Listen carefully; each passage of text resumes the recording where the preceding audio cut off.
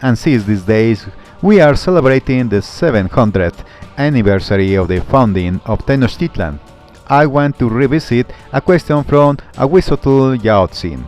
He shares his thoughts on how many true representations exist of the being who actually ordered the founding of Tenochtitlan, that is, Huitzilopochtli. So, let's try to see how he was imagined originally, not how he was later depicted in sources influenced by the Spanish. It seems hard to believe, but there are very few early images of Huitzilopochtli, despite his importance, and we'll never really know if he was already scarcely depicted in Tenochtitlan itself, or if the scarcity we see today is the result of the destruction carried out by the Spanish and their allies. But remember that Huitzilopochtli was a local concept of the Mexica, perhaps shared with some of their allies. But outside of them, this concept didn't really exist among other groups. And over the past 500 years, there have been many reinterpretations. Colonial ones clearly shown the hand of the Spanish and converted indigenous people. We see a European style of representation that doesn't match the techniques of the original Tlacuilos, indigenous scribes, artists. So, now we have many depictions like this, and in our modern times, there's been an explosion of new representations.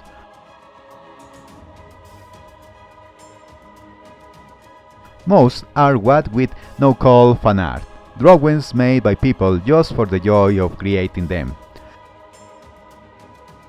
Some simpler, others more elaborate. And even though we don't make amaranth figures like they used to back then, the truth is, these are also products of our modern way of thinking.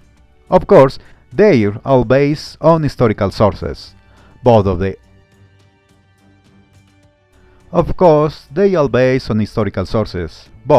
the oldest and perhaps the most well-known is this one. It appears in the Codex Borbonicus, but unfortunately it's believed that this codex had already been influenced by the Spanish. That is, it's not purely pre-Hispanic. In fact, it's hard to define what Huitzilopochtli's image was before the Spanish arrived. Some believe that even his skull was still developing when the Spaniards showed up. If we quote a source that's also debated in terms of its originality, the so-called Legend of the Suns, we get a description of the southern hummingbird that even differs from other original sources, including fully pre-Hispanic depictions.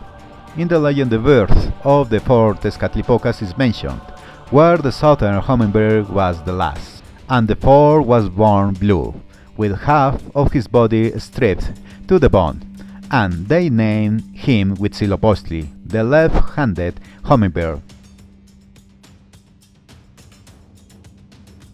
So, if this description is truly pre-Hispanic, it would actually differ from the depictions we'll see next.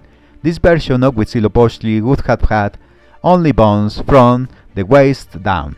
Now, let's talk about the few that did survive.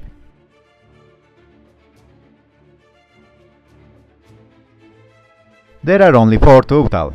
Of course, with the possibility that new discoveries might one day reveal one more unknown representation. But so far, there are just 4. One is abroad, and the other 3 are in the National Museum of Anthropology in Mexico.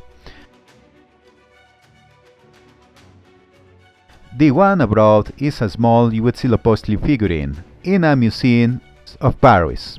It shows the classic attributes of the southern hummingbird, with his hummingbird helmet, weapons, shield, and the symbols of his chest and back.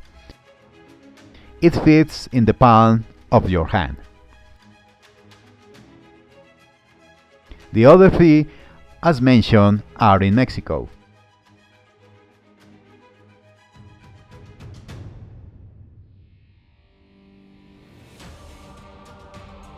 starting with the Oceloquaucicali, a stone statue shaped like a jaguar that has vessel on its back, with two figures inside. One is Tezcatlipoca and the other is Huitzilopochtli.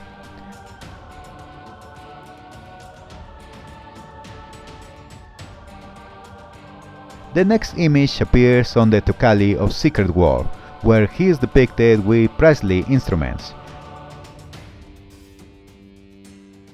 sharing the space with Moctezuma Xocoyotzin and a solar disc in the center. And the final representation, well, it might not be Huitzilopochtli himself, but rather a Tlatoani, Mexica ruler. You know, it's always good to be linked with the gods. Here some believe the figure is Tlatoani Tizoc, but dressed in the regalia of the southern hummingbird, wearing the hummingbird helmet and the deity's face paint. So, we have those three representations mentioned earlier, and a curious detail stands out. Even though there are all Huitzilopochtli, all three are missing a foot, just like Tezcatlipoca. This is a good example of how complex it can be to define these deities and their concepts. And well, the rest is history, with the many representations created over the past 500 years up to the present day. Because truly, as you've seen, there are very few purely pre-Hispanic images. But maybe in the future more will appear and give us a better idea of how the true Huitzilopochtli was depicted among the Mexica.